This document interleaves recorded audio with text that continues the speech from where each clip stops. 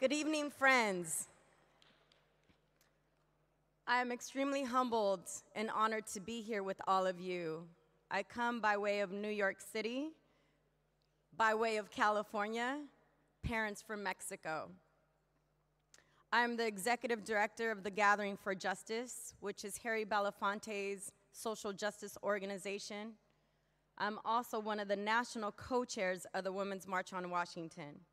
I first of all want to thank Gazina for inviting me today, as well as Anna and Francisca, who have been showing me around and giving me a view of what Berlin is.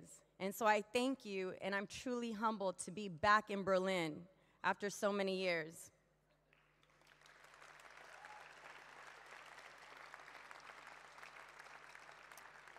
On November 8th, 2016, the world witnessed the presidency handed to a man with no vision, with no leadership, and with no compassion for his country.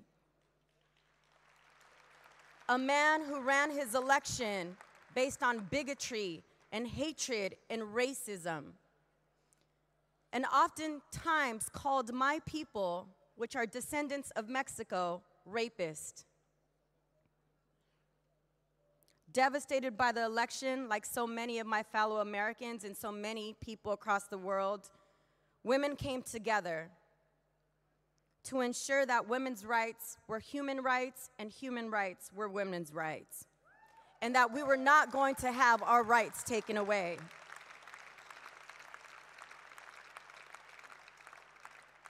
For 10 weeks, we began to have courageous conversations, the conversations we didn't have before November 8th. We had conversations about race, about privilege, and I didn't need, as you heard my titles, I didn't need another job. I had plenty of work. But I felt it was my responsibility to ensure that the most marginalized people were at the center of the conversation. And so my role was to ensure that we brought people to the table, those that just woke up on November 8th after the election, but also those that have been organizing in our communities for decades. And so by January 21st, we had over 500 partners. We had conversations with people every single day. And although the march was initially a Facebook post by a woman named Teresa Shook, who invited 40 of her friends with no agenda, no permit, we felt it was important that we brought more people to the table, that we created entry points for people to get involved. And so as soon as people found out that we actually had the permit, because that was the conversation for 5 weeks, yes, 5 weeks, we began to hear people, what are we marching for?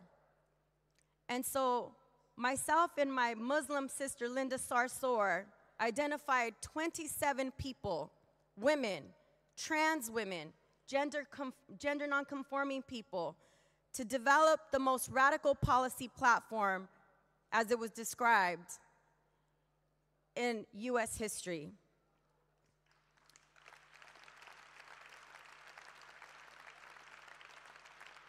We asked these people to have high impact and low ego. We asked them to bring their issue expertise, but to really think about intersectionality through a gender lens. And what that platform included was ending violence against women and girls, reproductive justice, LGBTQLA rights, workers' rights, civil rights, disability rights, criminal justice reform, equal pay, because we know that not only in our country of the United States, but all over the world, women are not paid the same as our men counterparts.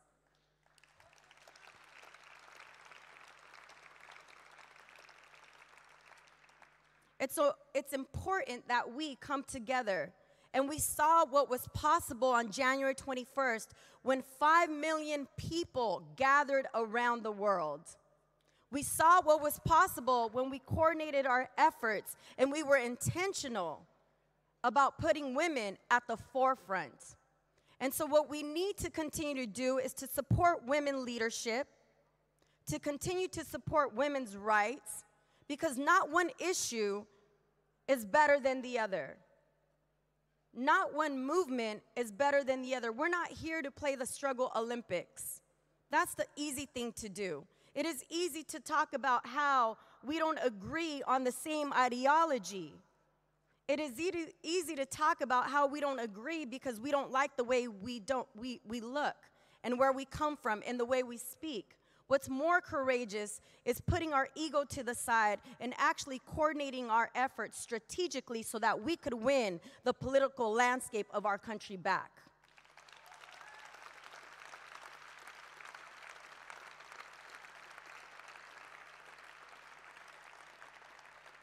I often tell my fellow friends, Superman isn't coming to save us. We are the ones we've been waiting for. We need to make sure that the most marginalized communities are at the center of the conversation, that women are supported, that we also support our young girls, and that we do not perpetuate the systems of oppression like racism, bigotry, xenophobia, homophobia. Because Dr. King once said, injustice anywhere is a threat to justice everywhere. And so if we believe that we are not going to have a number 45 because he's not my president, he is the 45th president of the U.S., doesn't mean that I should name him. But he could show up in any country because we also know that the U.S. exports some of our worst policies. So don't wait for there to be a Donald Trump showing up in your election cycle. The time is now.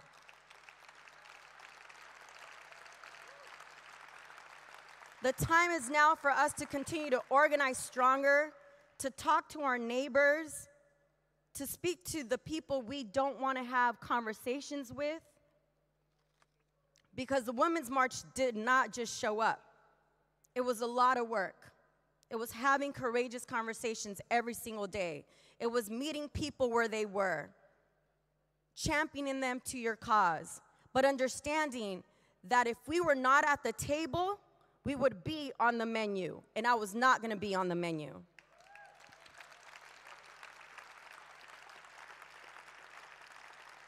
So I'm often asked, what do we do now?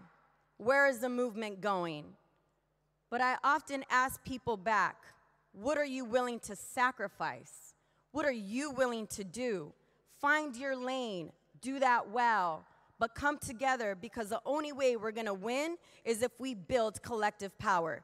Thank you very much, everyone.